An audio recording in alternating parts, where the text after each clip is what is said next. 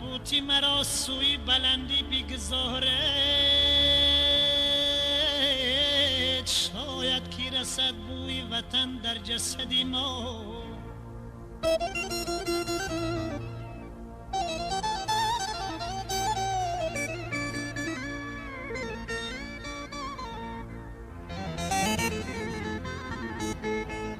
شاید کی رسد بوی وطن در جسدی ما.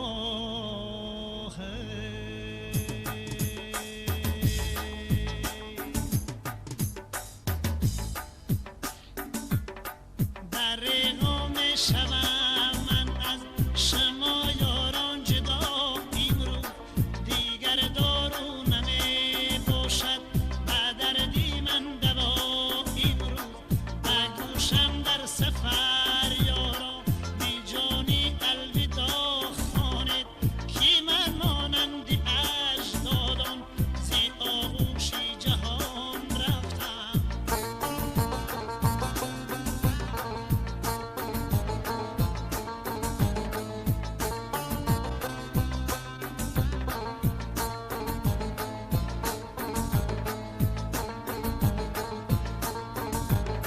چنین مقصد زیما بود که غزلهای نبی بهتر نوشته بر شما بخشم و دستی خیش در کشور. چی شد که مرگی نامعلوم و قصدی جان من آمد، نشد مقصد کم اجرا و مرگی ناگهان رفتم.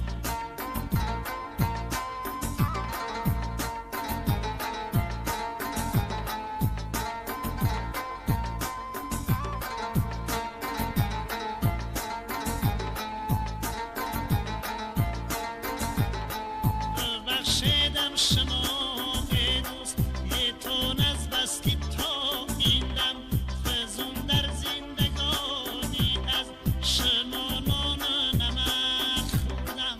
حقیقی خدمتی من بر شما کملک می بخشید، از این رو چون خجالت ما محل از خاندان رفتم.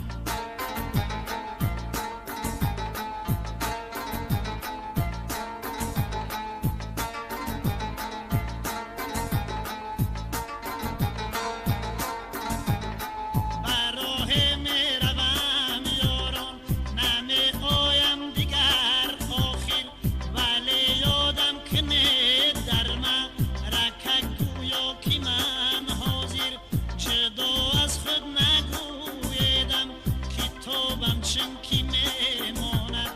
اگر قدری مرا چون زندگیم دایما دانید، بگیردی مر قدم خالی نمانده ارچه سبزانه.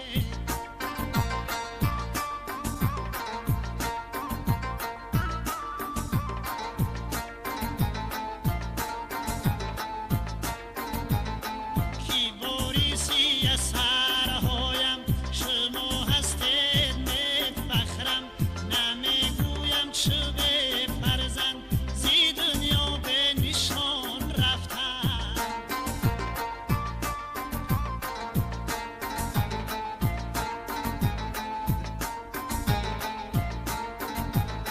نمیگویم چه به فرزند زی دنیا به نشان رفتم.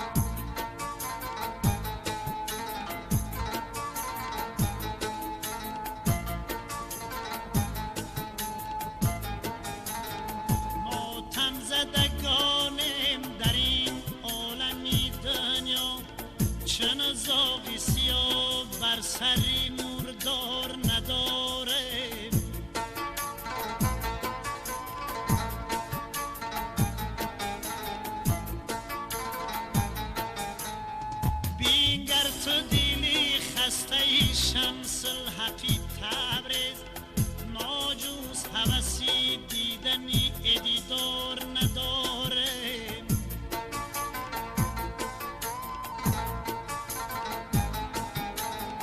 ما جز هوسی دیدنی